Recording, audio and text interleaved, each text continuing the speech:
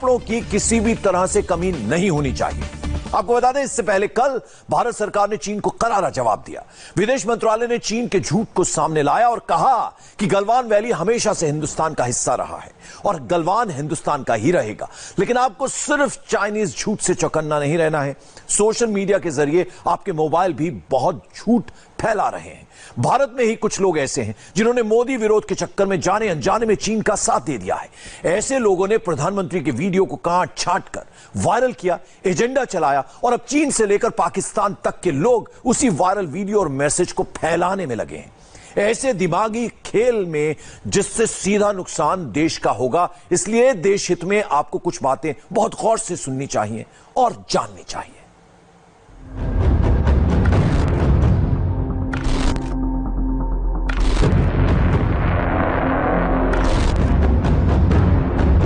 न वहां कोई हमारी सीमा में घुस आया है, न ही कोई घुसा हुआ है, न ही हमारी कोई पोस्ट किसी दूसरे के कब्जे में है। प्रधानमंत्री नरेंद्र मोदी ने जो कहा सही कहा, लेकिन मोदी के विरोधियों ने वो सिलेक्ट किया जो उनके एजेंडे में फिट बैठता था।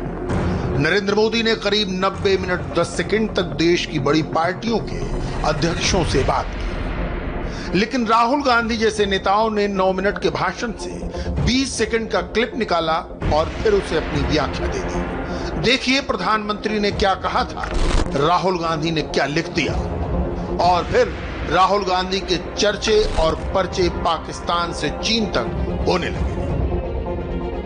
पाकिस्तान के पत्रकार राहुल गांधी के मैसेज को घुमाने लगे, चीन का मीडिया उसी बात को उठाने लगा। मोदी ने डिटेल में गलवान वैली की हर छोटी बड़ी बात बताई, लेकिन मोदी के विरोधियों ने कट पेस्ट और कॉपी वाली हरकत की, वीडियो काटा और उसे वायरल कर दिया। देखते देखते चीन में बैठे जिनपिंग के चाहने वालों ने भी एजेंडा पकड़ा और पाकिस्तान में बैठे इमरान के चहेतों ने भी मौके पर चौका मार दिया। पिछले 24 घंटों से अलग अलग ट्वीट्स के जरिए मोदी के बयान को ऐसे घुमाने की कोशिश की गई मानो लद्दाख में लाइन ऑफ एक्चुअल कंट्रोल पार कर चाइनीज सैनिक आए और हमारी जमीन पर बैठ गए। जबकि सच्चाई यह है कि जब चीनी सैनिकों ने घुसने की कोशिश की तो हमारे सैनिकों ने ही उन्हें मार भगाया। चीनियों ने स्ट्रक्चर खड़ा करने की कोशिश की तो हमने उनके स्ट्रक्चर तोड़ दिए, उनके तंबू जला दिए। हमारे 20 जाबाज शहीद हुए, लेकिन जिन्होंने भारत माता की तरफ आंख उठाकर देखा था, उन्हें वो सबक सिखा कर गए कि हमारी सेना देश की रक्षा के लिए कोई कसर नहीं छोड़ रही है। डिप्लॉयमेंट हो, एक्शन हो, काउंटर एक्शन हो, जल थल नभ में हमारी सेनाओं को देश की रक्षा के लिए जो करना है वो कर रही है।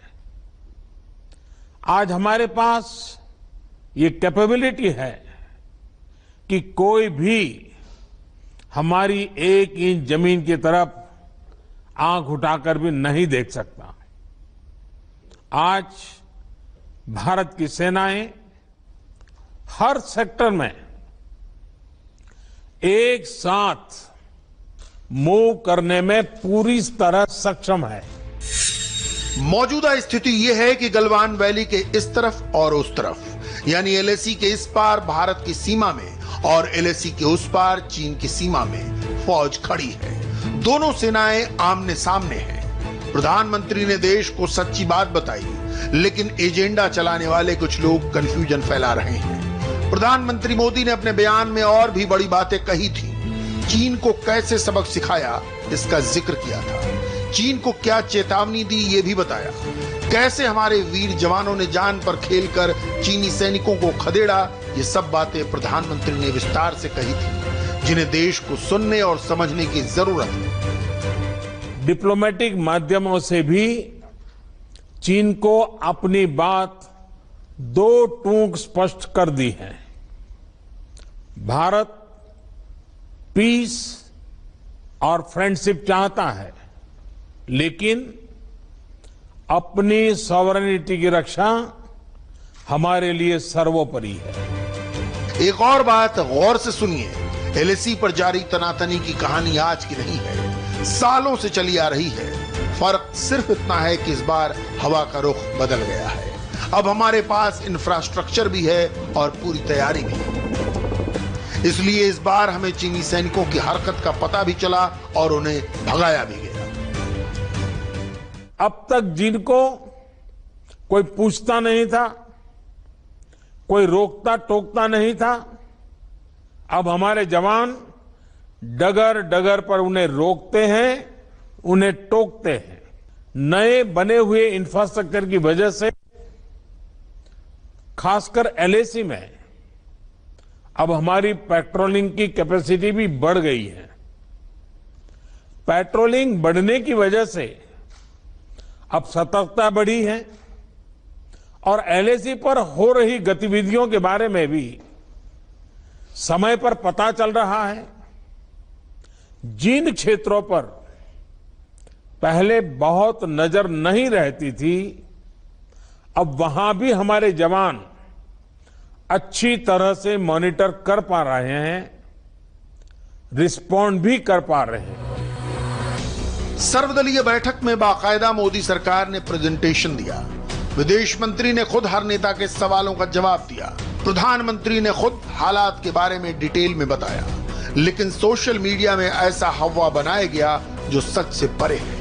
कहा कुछ और गया था, सुना कुछ और गया। मोदी की 2 लाइन की बात को सुना सुना कर ऐसी कहानी गढ़ दी गई कि क्लैरिटी की जगह कंफ्यूजन फैला दिया गया। अजीबोगरीब सवाल पूछे गए। अगर आप भी सोशल मीडिया पर चल रहे नैरेटिव से कंफ्यूज हैं, अगर आपको कुछ सवालों का जवाब नहीं मिला, तो आपको हर सवाल का पुख्ता जवाब देंगे, सही और 100% सच्चा जवाब, क्योंकि ये भारत सरकार का जवाब है, भारत देश का आधिकारिक और लिखित जवाब। चीन से गलवान विवाद पर सर्वदलीय बैठक में सरकार की ओर से बयान जारी हुआ, जिसमें कहा गया कि प्रधानमंत्री के बयान को लेकर कुछ लोगों ने जानबूझकर विवाद खड़ा करने की कोशिश की है। स्टेटमेंट में साफ कहा गया है कि एलएसी की यथास्थिति से छेड़छाड़ देश किसी भी हालत में बर्दाश्त नहीं करेगा। देश की संप्रभुता और अखंडता के लिए भारतीय सेना हर संभव कदम उठाएगी। एलएसी पर बदलाव करने की किसी भी कोशिश का भारत पूरी ताकत से जवाब देगा। सर्वदलीय बैठक में यह भी साफ किया गया कि इस बार चीनी सेनाएं एलएसी पर बहुत अधिक ताकत के साथ आ गई थी। उस पर भारतीय प्रतिक्रिया भी उसके मुताबिक ही रही। रही बात एलएसी के उल्लंघन की, तो उसके जवाब में साफ किया गया है कि 15 जून को गलवान में हिंसा इसलिए हुई क्योंकि चीन की सेना एलएसी के नजदीक स्ट्रक्चर खड़ा करना चाहती थी और मना करने के बावजूद चाइनीज इस तरह की हरकतों से बाज आने से इनकार कर रहे थे। प्रधानमंत्री का यह कहना कि लाइन ऑफ एक्चुअल कंट्रोल पर हमारी तरफ यानी भारत की सीमा में कोई घुसपैठ नहीं हुई है, इसका ताल्लुक भारत के वीर सपूतों की बहादुरी से है, जिन्होंने चाइनीज सैनिकों को आगे बढ़ने से रोक दिया। 16 बिहार रेजिमेंट के सैनिकों के बलिदान ने स्ट्रक्चर खड़ा करने की चाइनीज चाल को पूरी तरह तबाह कर दिया और उस दिन इस जगह पर एलएसी के उल्लंघन के प्रयास को भी नाकाम कर दिया। पीएमओ ने यह भी साफ किया है कि भारतीय क्षेत्र क्या है, यह भारत के नक्शे से स्पष्ट है और मौजूदा सरकार इसके प्रति दृढ़ता और सख्ती से संकल्पबद्ध है। भारत सरकार के लिखित बयान से सब कुछ शीशे की तरह साफ है, लेकिन मोदी के विरोधी बार बार वीडियो बनाकर सोशल मीडिया पर वायरल कर रहे हैं। ताजा बयान पूर्व गृह मंत्री चिदम्बरम का है। हम 1962 की बात नहीं कर रहे। 10 साल पहले क्या हुआ था, हम इसकी बात नहीं कर रहे। हम ये बात कह रहे हैं कि इस वक्त क्या हो रहा है। बीजेपी सवालों से भाग रही है और जो सवाल पूछे जा रहे हैं उसके सही जवाब नहीं दे रही। कंफ्यूजन का ये पूरा माहौल भारत में खड़ा किया गया और चीन और पाकिस्तान जैसे दुश्मनों ने इसका फायदा उठा लिया। चीन ने 4 दिन में 5वीं बार गलवान पर अपना फर्जी दावा ठोका। वहां का विदेश मंत्रालय अब ये बकवास कर रहा है कि गलवान वैली चीन की सीमा में है और भारत यहां जबरन सड़कें और पुल बना रहा है। अब जरा चीन का झूठ और भारत का सच भी देख लीजिए। चीन का झूठ नंबर 1 ये है कि गलवान घाटी चीन का हिस्सा है और लाइन ऑफ एक्चुअल कंट्रोल से उसकी तरफ है, जबकि सच्चाई ये है कि ऐतिहासिक तौर पर गलवान वैली की सच्चाई बिल्कुल साफ है। चीन बढ़ा चढ़ाकर एलएसी से संबंधित बेतुके दावे नहीं कर सकता और भारत को ये बिल्कुल बर्दाश्त नहीं है। गलवान घाटी वास्तविक नियंत्रण रेखा के चीनी हिस्से में आती है। ये चीन का झूठा दावा है। ये भी झूठ है कि चीनी सैनिक कई सालों से वहां गश्त कर रहे हैं और अपनी ड्यूटी निभाते हैं। सच्चाई ये है कि वो अपने इलाकों में गश्त लगाते हैं। रही बात भारत की, तो भारत के सैनिकों को चीन की सीमा से सटे एलएसी के हर हिस्से की पूरी जानकारी है और गलवान वैली भी उनमें से एक है। भारतीय सैनिक इन इलाकों में पूरी ईमानदारी से अपना काम करते हैं, बिल्कुल उसी तरह जैसा दूसरी सीमाओं पर करते हैं। भारत की सेना ने कभी भी एलएसी के उस पार जाकर कोई कार्रवाई नहीं की है। एक सच्चाई ये भी है कि भारतीय सैनिक बिना किसी घटना के इस इलाके में सालों से पेट्रोलिंग करते आए हैं। चीन ये प्रोपेगेंडा चला रहा है कि भारतीय सैनिक गलवान वैली में जबरदस्ती रोड और ब्रिज बना रहे हैं। चीन का दावा है कि ये कंस्ट्रक्शन उसके इलाके में हो रही है, जबकि सच्चाई ये है कि Bharat line of actual control के भीतर अपनी सीमा में बुनियादी ढांचा खड़ा कर रहा है और भारत को इसका पूरा हक है। और यही बात प्रधानमंत्री मोदी ने भी कही थी। चाहे ट्रेड हो, कनेक्टिविटी हो, काउंटर टेररिज्म हो, भारत ने कभी किसी बाहरी दबाव को स्वीकार नहीं किया है। राष्ट्रीय सुरक्षा के लिए जो भी जरूरी कार्य है, जो भी जरूरी इंफ्रास्ट्रक्चर का निर्माण है, उसे इसी तरह तेज गति से आगे भी किया जाता रहेगा।